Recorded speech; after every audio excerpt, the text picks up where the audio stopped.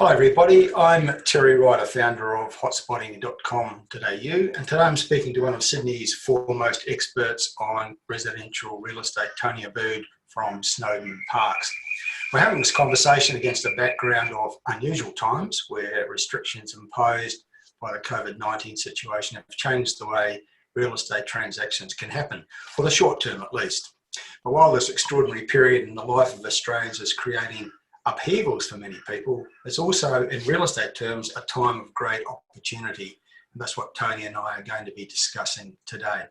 Now, Tony, the most sensible approach to real estate has always been one based on a long-term view, but right now in the current circumstances, that's the case more so than ever. What do you think? Terry, that is absolutely true. Real estate's never been a short-term transaction. It's never been a short-term deal. Even investors who buy for potentially a shorter term than, say, an owner-occupier, which tends to stay in a property a lot longer. Now's more so than ever, people need to be focusing on the fundamentals, and the fundamentals start with how long are you going to be in the property? What's your long-term view as far as purchasing this property, whether it be for investment or living? But invariably, buying a property is definitely not like buying a shirt or something that's a lot short-term sort of transaction.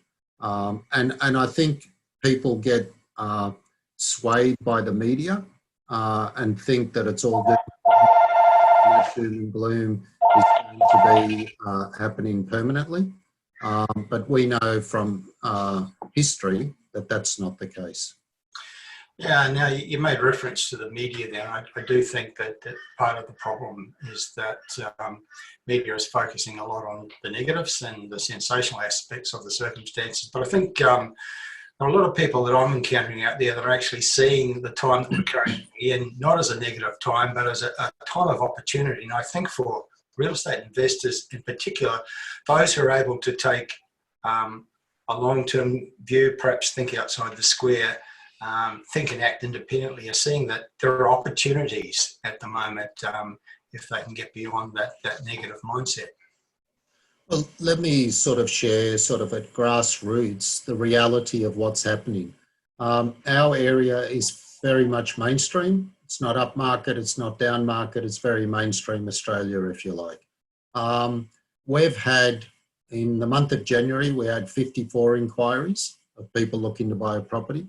In the month of February, we had 74 inquiries. But since the 1st of March, and I counted them particularly for this particular discussion with you, as at yesterday, since the 1st of March, we've had 359 people who've called this office and said, we want to buy a property.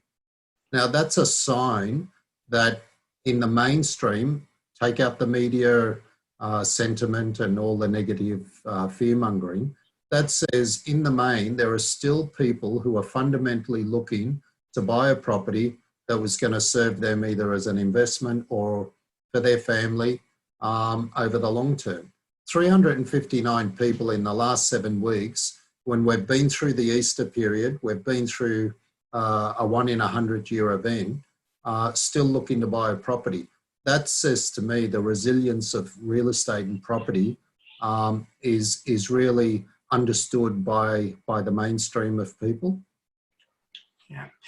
Look, I'm hearing stories like that from people at the coalface of the industry from right around the country. And I think it would surprise a lot of people because that's the kind of reality that's not cutting through in mainstream media, that the people are still out there interested in buying real estate. I think one of the realities that you're probably finding is that you're not only getting good inquiry, but the inquiry you're getting is genuine inquiry, that the tire kickers aren't so much in evidence anymore. It's really people of serious intent are the ones that you're getting the inquiry from at the moment.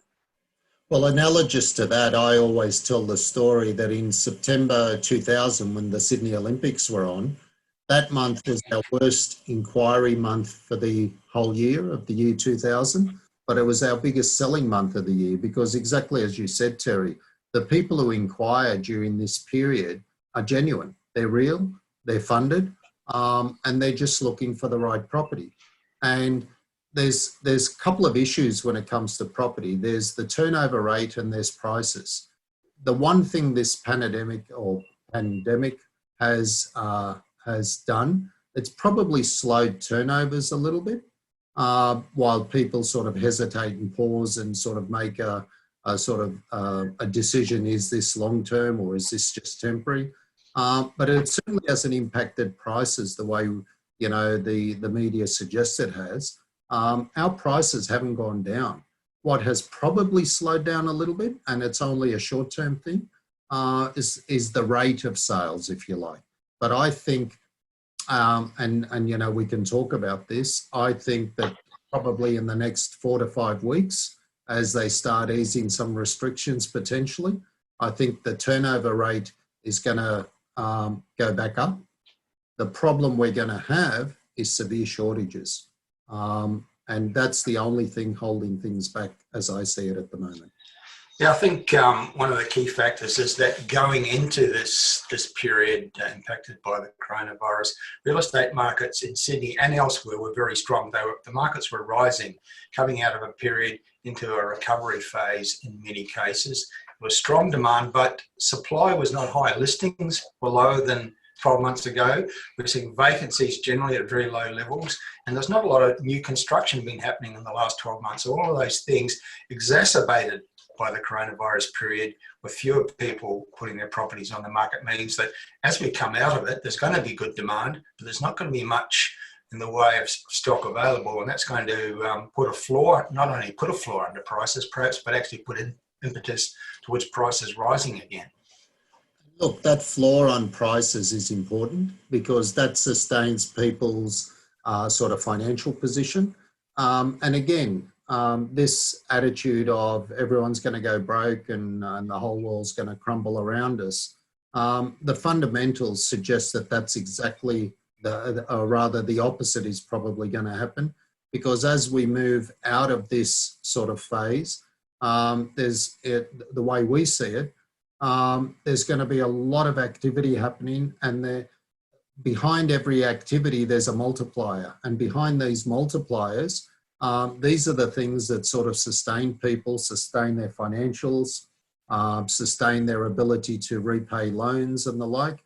And if the prices are held firm, then valuations are going to be firm, and banks and financial institutions won't need to go into panic mode. One of the remarkable statistics, Tony, I've seen in the last week came from the CEO of the Commonwealth Bank, which is our largest mortgage lender, Matt Comyn, was saying that since the major banks announced that they were offering a mortgage holiday to people, he cited the numbers of their customers that had actually applied for that mortgage holiday, and it was less than 4% of their total customers who have mortgages with the Commonwealth Bank. And I thought it was a remarkably low figure, but reflected the fact that people's finances are in a very strong position. Most people are actually well ahead with their mortgage repayments. I think the average household's 2.5 years ahead, because they've been using this period of low interest rates to actually pay down their mortgage with extra payments. And so I think that's just another factor. We're in a really solid situation with our economy, our market, and with the typical households as we go into this period. And look, when I was at university studying economics many, many years ago, they talked about what happens when there's a stimulus package injected into the economy. And in those days, many, many years ago, because this is my 40th year in the industry, they were saying that if there's a stimulus package into the economy, there tends to be a lag effect, and it takes 12, 15 months before that stimulus package impacts, and you feel the impact of that in the economy. Today, in the digital world, when there's a stimulus injected into the economy, the lag is a lot shorter. Now, we all know that in Australia, they've injected, close to $400 billion into the economy. Once the impact of that stimulus hits, I believe the impact will be explosive. And that we'll be at full production, we'll be going full bore trying to catch up. That will suit governments because governments want full activity. They want full production because they want to earn taxes to repay those that injection of funds into the economy. So I actually see that we're coming up to a good 18 months, 2 years, probably even more of strong activity. I think there's also going to be a refocus of industry and manufacturing. I think a lot of things that we used to buy overseas, I think that'll refocus and there'll be new industries established here locally, and particularly essential service goods, if you like. They'll start manufacturing them locally rather than buying them overseas. And people don't mind paying 50 cents or $1 extra per item if they know it's local, if they know it's good quality. So I see myself going into an era of really buoyant times. When you look at it from that point of view, then you see government now looking, particularly in the New South Wales government, they're talking about reactivating a lot of infrastructure projects. As you know, when there's infrastructure projects in place, again, there's a massive multiplier. 2 years ago, when the New South Wales government had over $90 billion worth of infrastructure projects in place, one thing that people don't know is that $90 billion worth of infrastructure projects, that employed 55,000 people. 55,000 people were employed building and working on these infrastructure projects. Now, all those people who are employed, they send their kids to school, they socialise, they buy stuff, they pay off their mortgage, they buy investment properties, they buy cars, they go on holidays, and that's the backbone of the economy. So if the governments are looking at infrastructure, there's the impact of the stimulus package. We know that prices have been held up because of what we said earlier about, there's not going to be a crash in prices and the like. I think we're coming up to a really, really, really good period. Already yesterday, there was positive news that organisations are rehiring staff. I know the supermarkets can't hire staff fast enough. A lot of the big department stores are rehiring people because their online business has just gone through the roof. So, it's not all bad news. It's actually really, really good news as I see it. Well, Tony, one of the things I've been trying to do in this coronavirus period is to do a daily broadcast on basically here's the good news that you're not hearing in mainstream media because they're so obsessed with the sensational negative aspects of the situation. And I'm not having any difficulty filling up a 20-minute broadcast every day with positive things that are happening.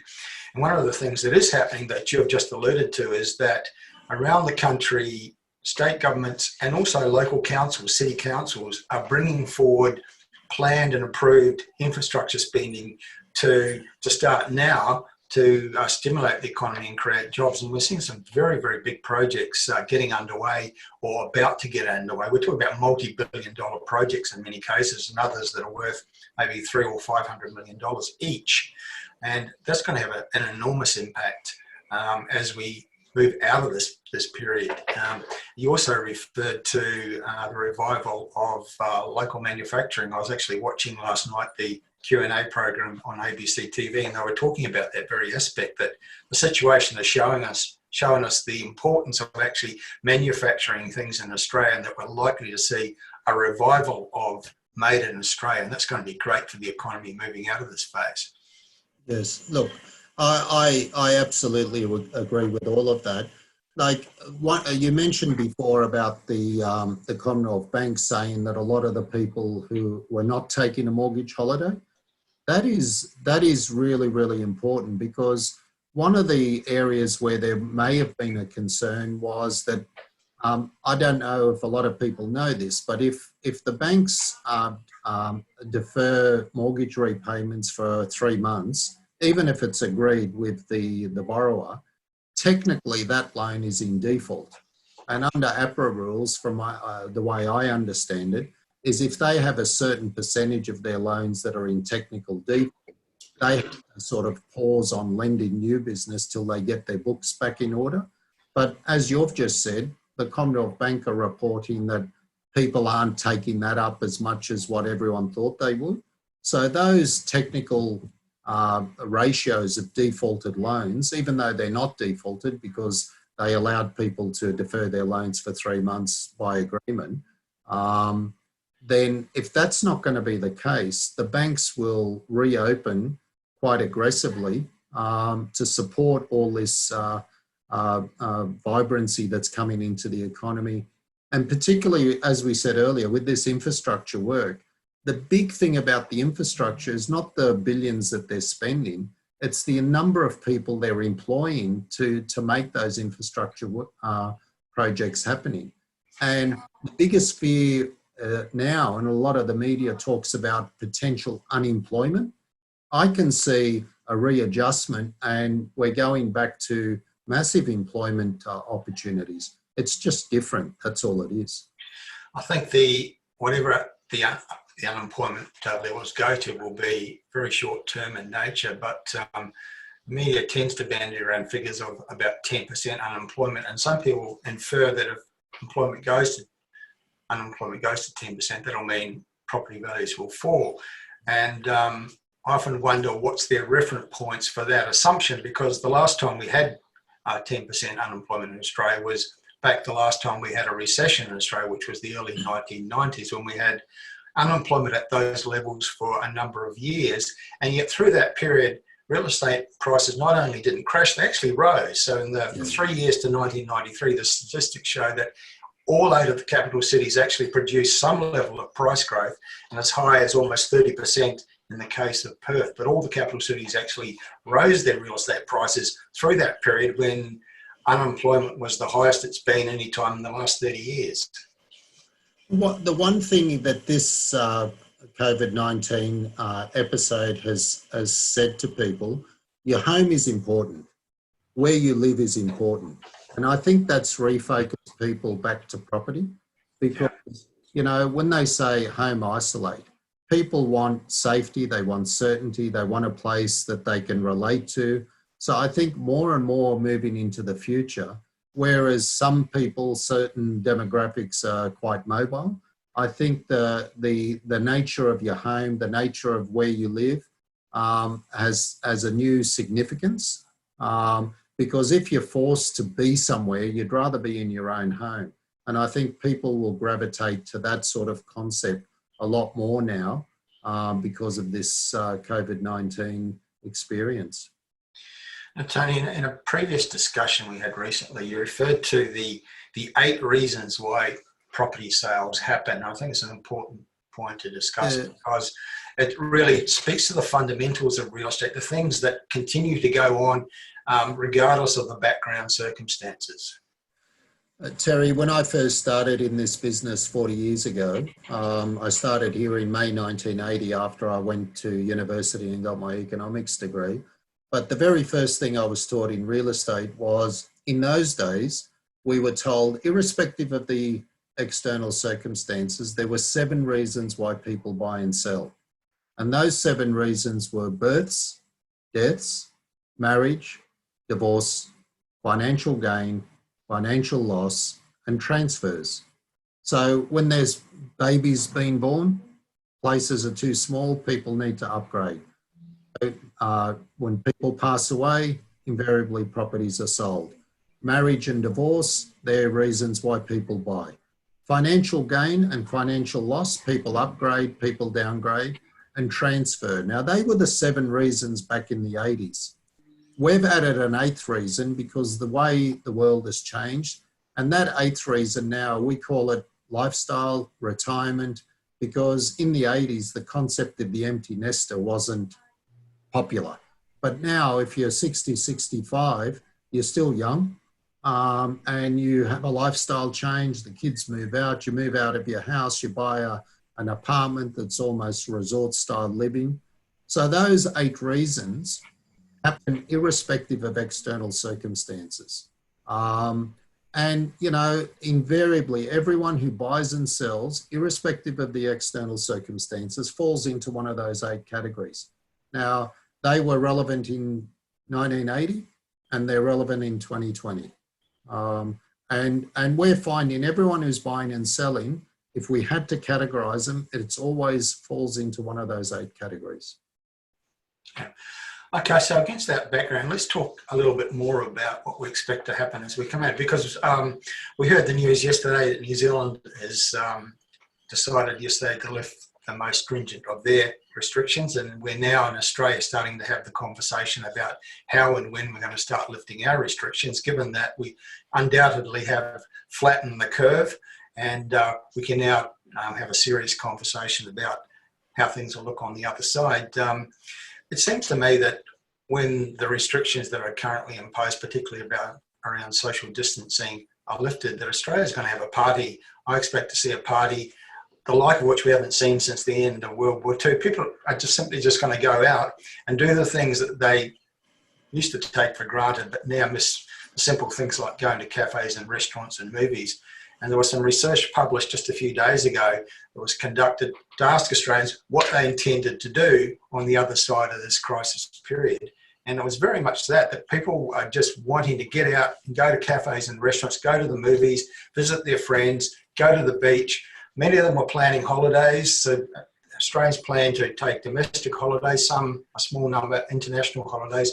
But the message very much is that people are just itching to get out and spend. And also bearing in mind that many of us have been in a situation of enforced savings. They're finding your bank balance at the end of the month is higher than usual because they can't go out and do those normal things. So there's got to be money in the bank to do all of that. Yeah, look, my understanding is that if we start getting some relaxation of the restrictions towards the next 4 to 5 weeks, you know, as you've said, most of us are looking forward to more than anything, the cafes and the restaurants to open again. And let me say, once the cafes and restaurants open again, there's a large chunk of this supposed unemployment that will disappear. And because all these people who are on hold pending the cafes and restaurants reopening, they'll be re-employed. But I'll tell you what, for the first 6 months, they'll be as busy because as you've said, we're all busting to get back out and socialise. And so a large chunk of this unemployment will disappear overnight just with the cafes and restaurants. I think the way we've done it in Australia is admirable. You know, we've had 71 people pass away, unfortunately, but when you compare those numbers to overseas, we've done extraordinarily well. I was speaking to a government minister on the weekend. He was sharing with me a strategy that we will start putting restrictions into place, but we'll do it intelligently, we'll do it slowly. And that's because we've got to be conscious that in Australia, we're moving into winter, whereas everyone else is moving into sort of the warmer months and summer. So the fact that we're thinking these things through, the fact that we're doing it properly, says that we're setting ourselves up for a really, really good, you know, future, both short term and long term. Because once you get the social interaction back, and as you said, we've got a bit more disposable income now because we've been saving some money over the last 5 or 6 weeks, that once that money comes back into the system, then, you know, the cycle starts again. Yeah, and it was interesting, just earlier this morning on radio news, they mentioned that the number of flu cases we're having in Australia at this time of year is much, much lower than it normally would be. And that's another consequence of social distancing, because some people are worried about the moving into the flu season, and the combination of that with the coronavirus could be deadly. But in actual fact, because we've been social distancing, flu is not so much of a factor to date because of the social distancing. Also, I think people have got the message about vaccinations, and more people have been doing that as well. So I think there's a lot of positive things to look forward to. We've touched on some of them, that people will get out and spend. The survey that I referred to shows that people plan to do that, and also to take domestic holidays. They're burning to do that. We've talked about the expected revival in manufacturing as one of the consequences of the changed circumstances. I'm also expecting to see another resources boom in Australia. And one reason for that is that the IMF, which released a report last week, is projecting that China, despite everything, is going to have economic growth this year, and next year is going to grow 9.5%, which is an economic boom. And that obviously has huge impacts for the resources sector in Australia. So I just think there's a lot to come that's going to be extremely positive. And I think we're going to actually have a booming economy much sooner than most people would expect. Yeah, look, there's going to be an element of catch-up in production. I know like all the motor vehicle manufacturers overseas are closed. When they reopen, there's going to be order books, where people are going to, you're going to start reading about, I ordered a car, but I had to wait 9 months to get it. So they're going to be at full production trying to catch up to the demand or the pent-up demand, because people deferred a lot of their buying decisions during this situation. But the minute the situation eases off, people are going to be ordering, people are going to be buying, people are going to be transacting. So manufacturing is going to be operating at full bore. And when you talk about China, it's obvious they're going to be playing catch up. So they're going to be at full production for quite a period just to catch up. Yeah. And that's a great background to consider real estate. And we've touched on it a little bit earlier, that demand's going to come back strongly, and it's going to be against the background of a shortage of property for people to buy. And so we're likely to see prices continuing to be strong. Yeah, look, I certainly see prices as strong. As you know, since July, August of last year, we've had what a lot of people in the media have been saying, a V-curve type revival, where the market peaked in July 2017, then it went down quite aggressively. But then after the two elections, the New South Wales election in March last year and then the federal election in May, around July, August, the market started to respond. And in Sydney and to a certain degree in Melbourne and the other major capitals, we had a massive revival. And instead of a U-curve type revival where the market goes down, then she's flat for 2 or 3 years and then she starts to recover, we had what was called a V-curve revival where it just shot straight back up. Yeah. It paused in March. But that's the critical point. It paused. It didn't crash. It didn't go down. It just paused. And we're already starting to see, we're in the 3rd week of April, we're already starting to see after about, that's about 7 weeks, it's starting to slowly respond again. And by mid-May, I would suggest that soon as you're starting to see more positive news come back, this pause, people will take their finger off the pause button and then we're back to normal.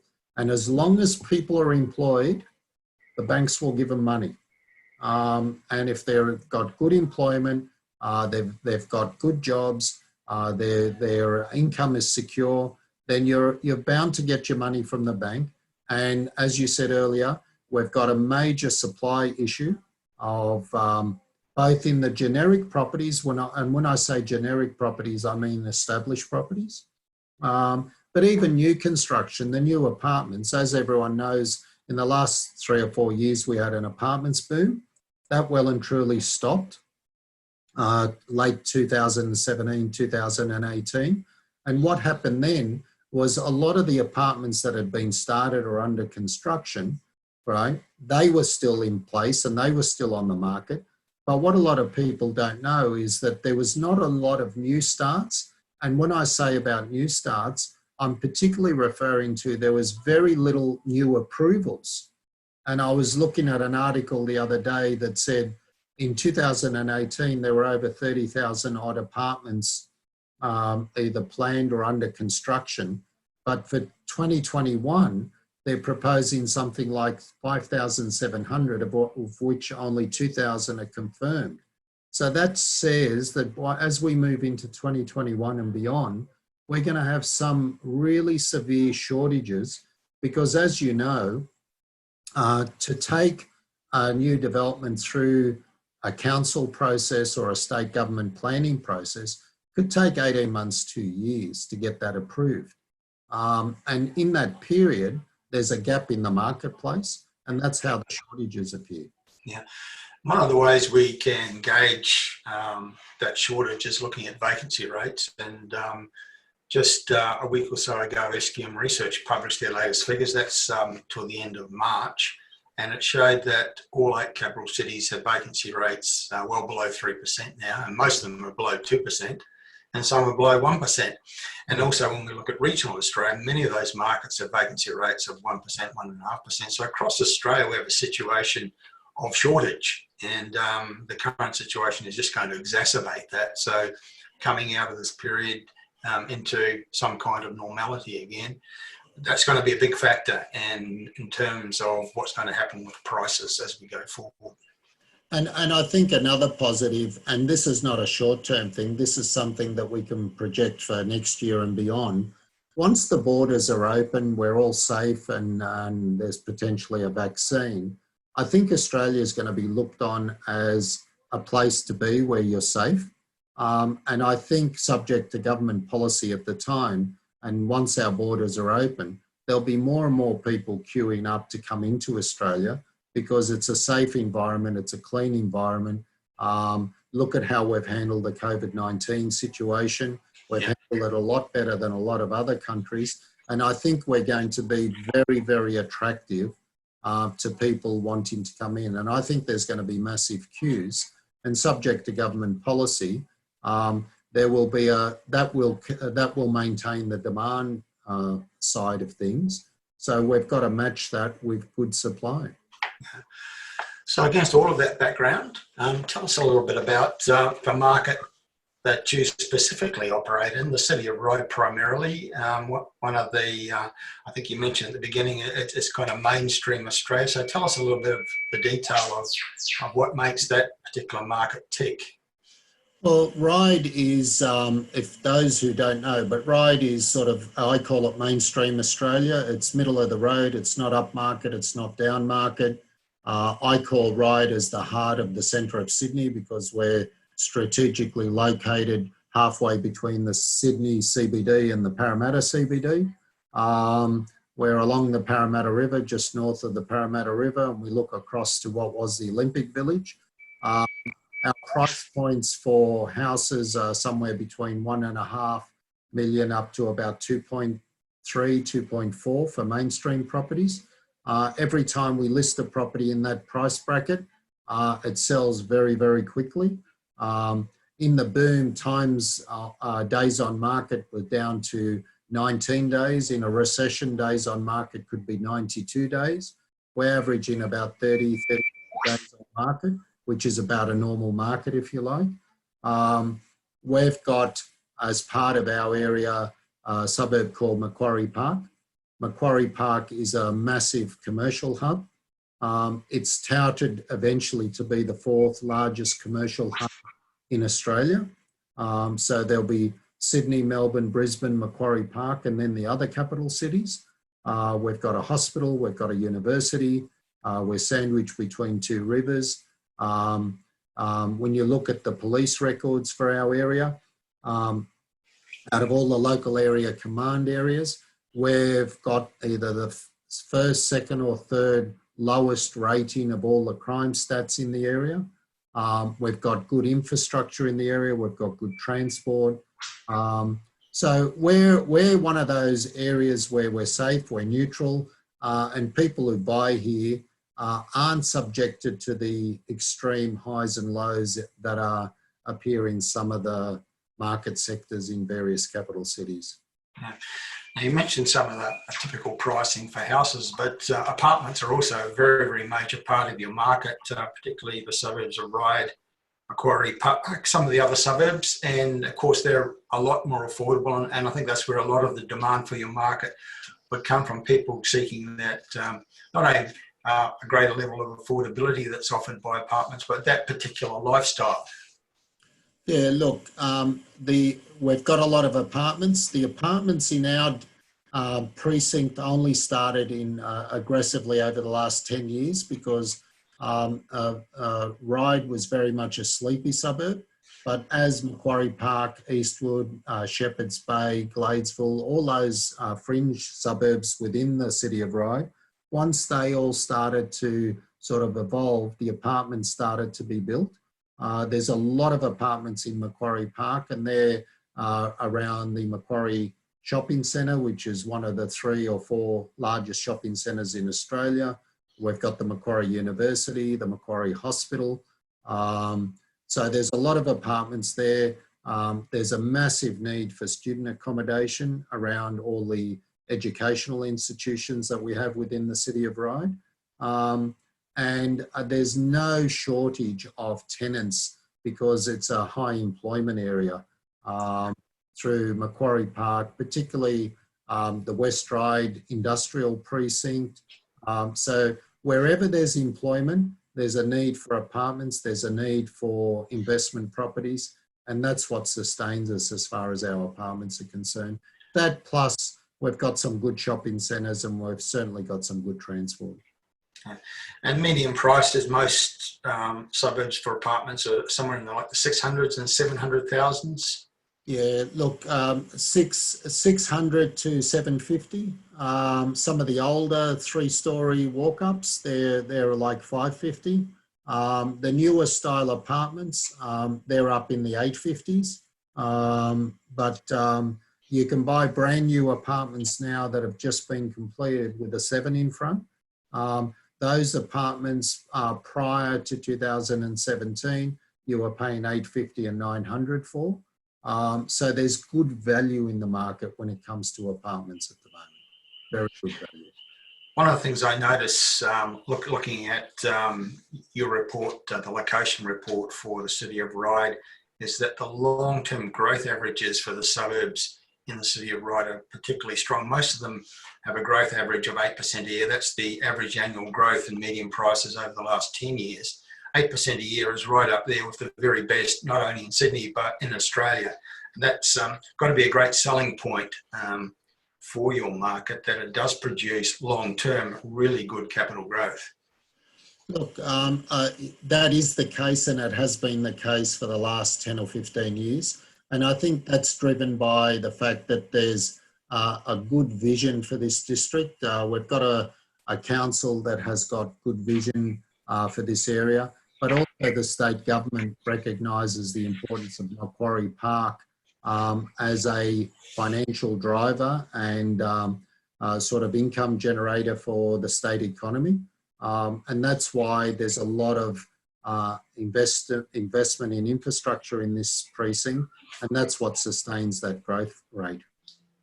Yeah, I mean, at hotspotting, we tend to think the most important word in real estate, if you've got to choose one word above all others, is infrastructure. And the city of Ryde has wonderful existing infrastructure, and you referred to some of the major points, but also we look for investment in new infrastructure to take the economy forward, to create jobs and to improve amenity. And there's just so much.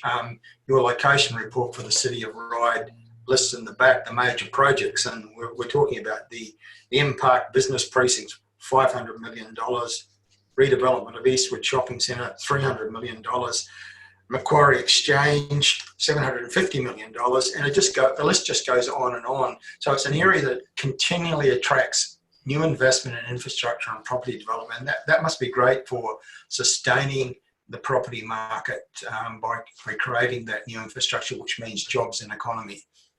Well, it's not only great for sustaining the market, that's driven by confidence. There's confidence when you buy in this district. And, you know, that's why our turnover rate is probably not as high as a lot of other districts where, you know, the average time that people hold properties tends to be a little bit longer in this district, because once you're in, you don't want to go. Well, that's right. It's always a great indicator. There's a lot of confidence in what's happening, and that's what sustains our growth. Yeah, it's always a great indicator of a strong property market, that the average time that people stay in a property is higher than average. I think that used to be, it was people moved every 7 years. I think that's blown out a little bit closer to 10 years. But in your area, it's much longer than that. Yeah, look, some of those, inner city, trendy suburbs, I've heard figures where people move every 18 months. That's certainly not the case here. Yeah. As I said, there's a lot of confidence in what's happening in the area. And the fact that it's central, the fact that it's safe, the fact that there's good connectivity, there's good infrastructure, there's good schools, there's good shopping, there's good employment opportunities. It's just a great place to be. I know I'm a bit biased, but that's the truth. Well, I mean, we researched the whole of Australia doing what we do in hotspotting, and we're always looking for areas that have the growth drivers that we look for. Infrastructure is key, and the city of Ryde has it more so than most locations anywhere in Australia. Existing infrastructure and new projects that are underway or in planning. The Sydney Metro Northwest was one of those projects, $8 million project. It snaked its way through your area, heading out towards Rouse Hill up in the northwest. That must have had an impact as well. Look, it had a major impact, that Rouse Hill to Chatswood Metro. That had a major impact. There's one major connection that's been proposed for a while, and if that comes on, then there'll be a stronger growth factor in Ryde, and that's the connectivity between Macquarie Park and Parramatta. Once they do that final connection, that rail link between Parramatta, because what we've found in the city of Ryde, there's over 90,000 people who work in the city of Ryde. 67,000 commute in and out of the city every day. And they're able to do that because there's good transport systems in place. Most of them come from the northwest into the city, but there's a large segment that comes from the Parramatta precinct. So once we've got that final connection between Parramatta through Epping and into Macquarie Park, then will probably be one of the most accessible areas in the city of Sydney. Yeah.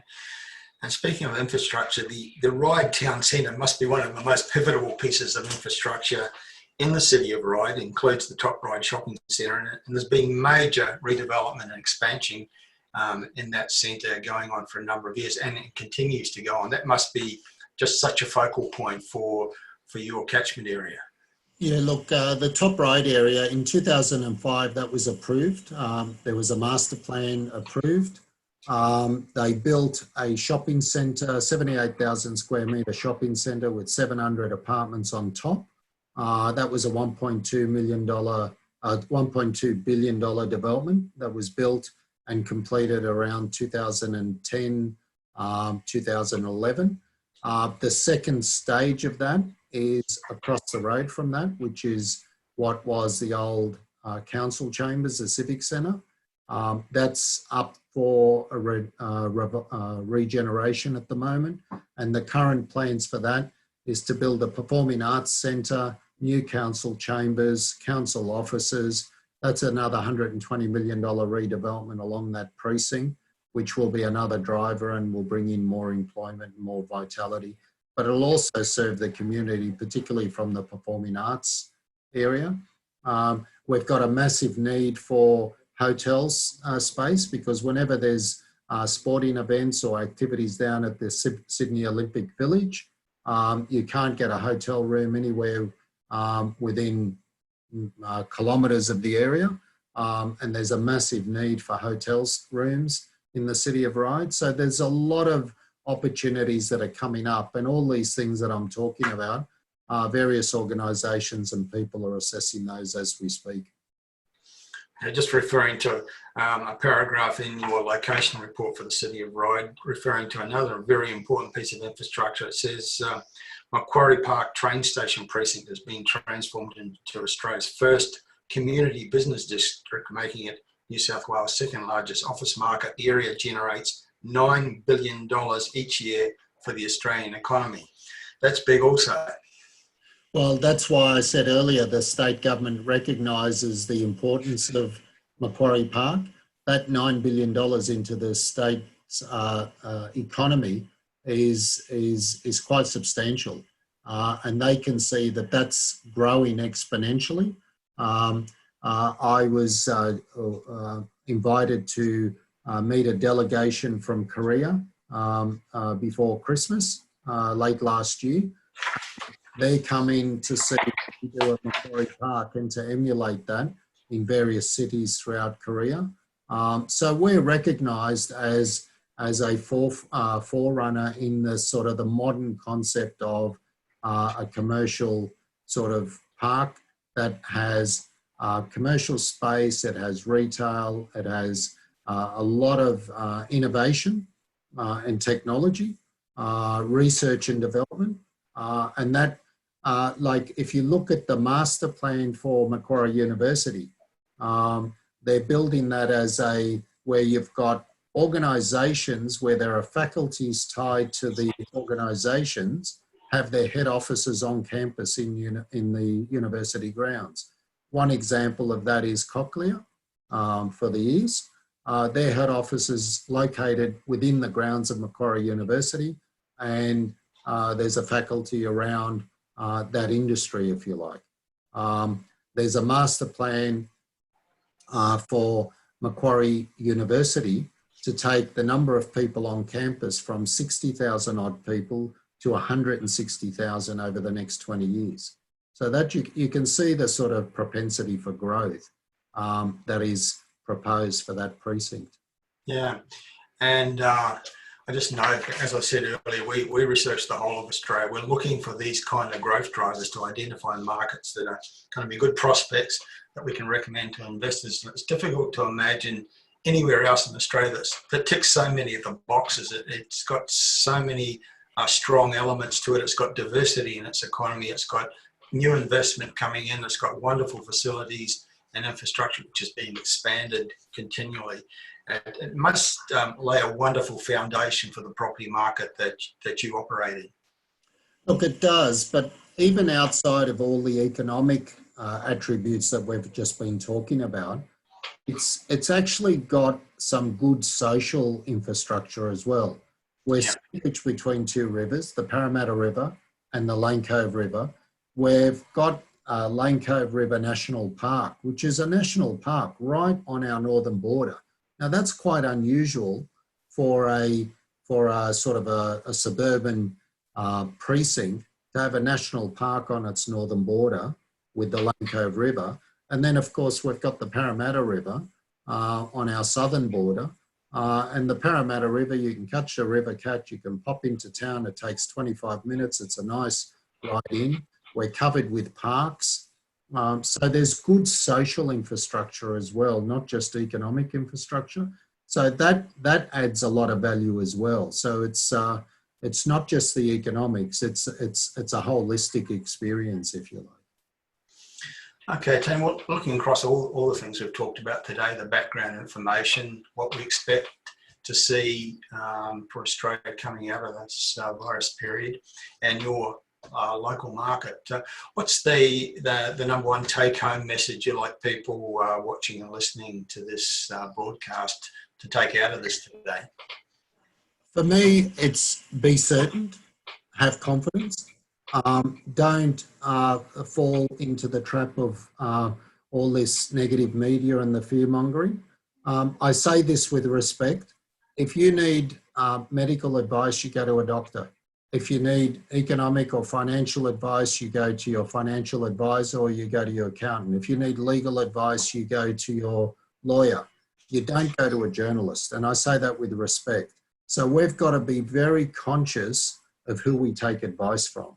And I believe that if you focus on the fundamentals, right, you'll actually see a lot of positives ahead of you, rather than getting caught up with, if you like, this concept of groupthink.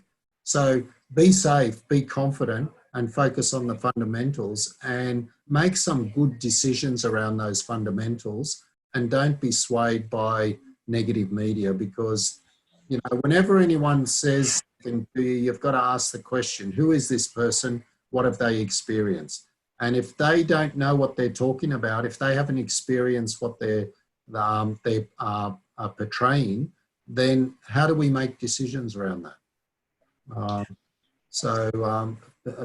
Be confident and focus on the fundamentals. Tony, that's a wonderful way to end our discussion today. Thanks for your contribution. It's been great to talk about the situation in Australia as it exists today, what we can look forward to going forward, and in particular, your market, the remarkable city of Ryde and everything that it offers to people who live and work there. Tony Abboud from Snowden Parks, it's been great having a conversation. The main message I'd like people to take away today is to see the opportunity, and I think the current situation is one that provides wonderful opportunities for people who are able to think and act independently from the herd, and to see what's coming up for Australia as we exit the coronavirus period. I'm Terry Ryder, founder of hotspotting.com.au. I've been talking to Tony Abboud from Snowden Parks. Bye for now. Thanks, Terry. Bye-bye.